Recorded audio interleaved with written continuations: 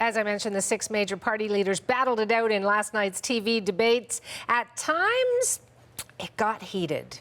Mr. Trudeau, you are a phony and you are a fraud and you do not deserve to govern this country. That's already called. Your role on this stage tonight seems to be to say publicly what Mr. Scheer thinks privately. No. You do not need to choose between Mr. Delay and Mr. Deny. There is another option. There is another option out there. It's so heartbreaking for me to look at you today and know you could have done so much more the last 4 years. Please, God, you don't get a majority this time around. Just some of the moments from that 2-hour debate. Amid the taunts and accusations, party leaders addressed their policies. Each leader tackled questions on affordability, the environment, Indigenous issues, and they dueled over their views on abortion and immigration. Did any of that sway voters? Well, we decided to bring back a couple of undecided voters. They were on the program earlier in the campaign and they weren't really sure as to who they wanted to vote for. So let's talk to them. From Abbotsford, BC, we have Sonny Rajwan. He is a financial analyst. Hello to you, Sonny. Hi, Savannah. How are you doing? I'm well. And from Grayson, Saskatchewan, we have Danny Ottenbreit. He is a farmer. Danny, how are you doing? Not too bad. How are you? I'm well. You both watched last night's debate. You have some time to digest it. Danny, I know as a farmer, you're up early, you're doing stuff, but you were probably thinking about this. Any conclusions? What a mess that was. Oh my gosh. Wow. It didn't help me decide at all. I mean, it kind of confirmed a few things, like not to vote Liberal, but it gave me some questions of things that I would, think deeper at. But yeah, well. Okay, so you're giving me that look that says, yikes.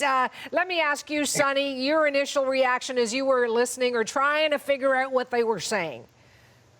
Yeah, I couldn't hear it over them at all, and I actually had to take an aspirin after it was all done. It gave me such a headache, and I did not like the negativity that was coming out of it. And we all know the negativities around all these leaders, and it was just it was very confusing. It did not help me at all. But you know what, Sonny? Leaders do this because they hope it will help voters to make up their minds. They hope that they can get out there and they come away with a bumper sticker. So if there was a bumper sticker, Sonny, that you could have plucked out of that sea of words, what would it be? It would have to be Jagmeet Singh's line, Mr. Delay and Mr. Denies, that one-liner that Jagmeet had. Right. That was pretty good. Yeah. All right, what about for you, Sonny? Is there a bumper sticker that you could put on, slap on the back of your truck for this?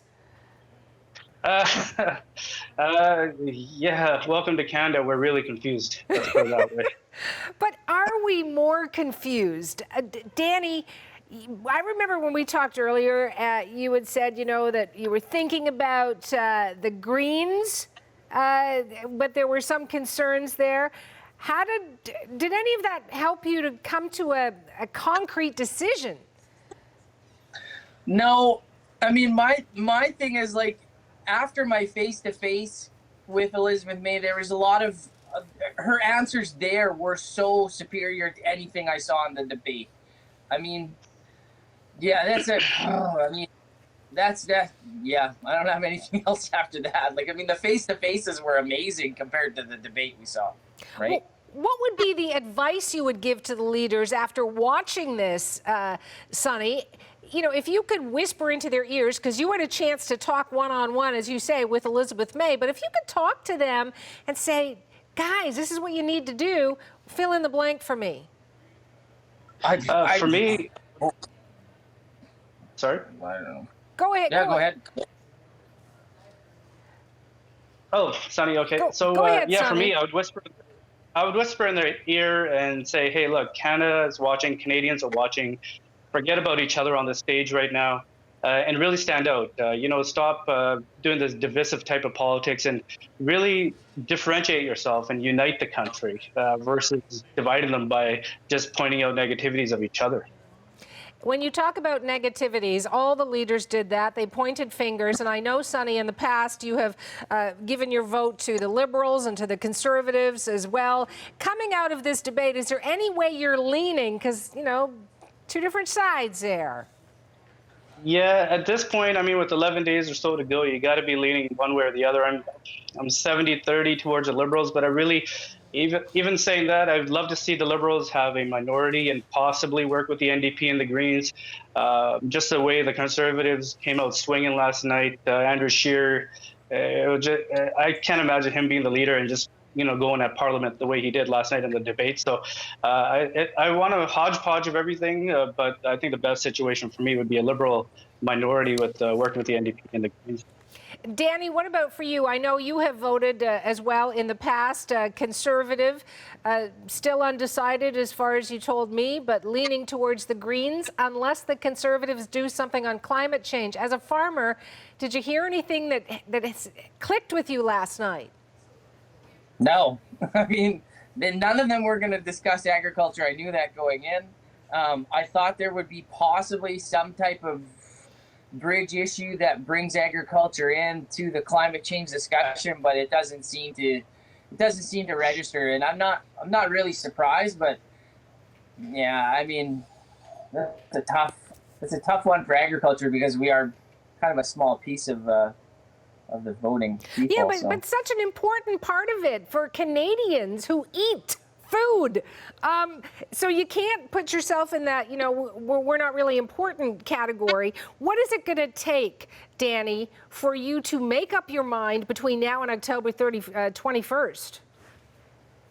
I mean, basically the way I'm leaning is green, but something that would sway me is, I mean, if the Conservatives came out with a climate plan that was fiscally responsible and included money for agriculture, I mean, I think that's something that I'd be really interested in, and that's something I would look hard at. I mean, for us, Conservative governments we always seem to do well in agriculture under Conservative governments, and in the last 4 years, yeah, I just don't want to see the Liberals get back in for another 4 years, because it's 4 years of kind of middle ground and not making the decision left or right and kind of playing all the sides, and we really don't accomplish anything, right? And kind of our big issue with trade is not going to be addressed under the Liberals, and at least with the Conservatives, I feel the team behind Andrew Scheer would be better at fixing some of our trade issues, or at least keeping us together in the meantime,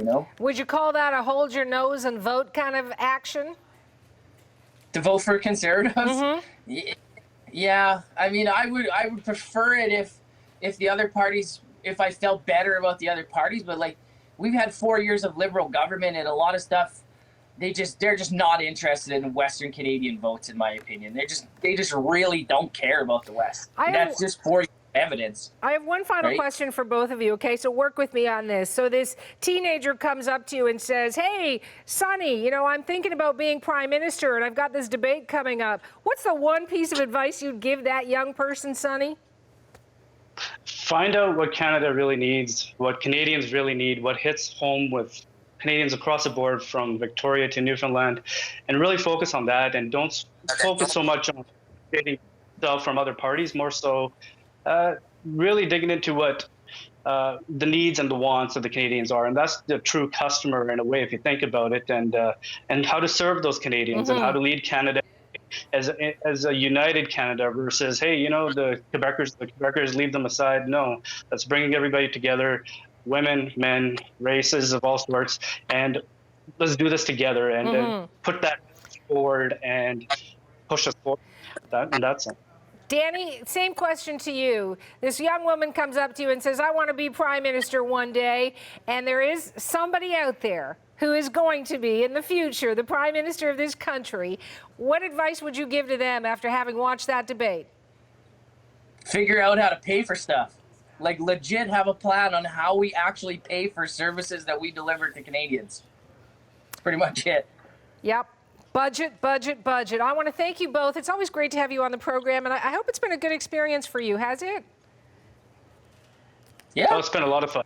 Good, because I've really enjoyed meeting you sort of virtually. You guys both take care. That's Sonny Rajwan. He's a financial analyst in Abbotsford, BC, and Danny Ottenbreit. He's a farmer in Grayson, Saskatchewan.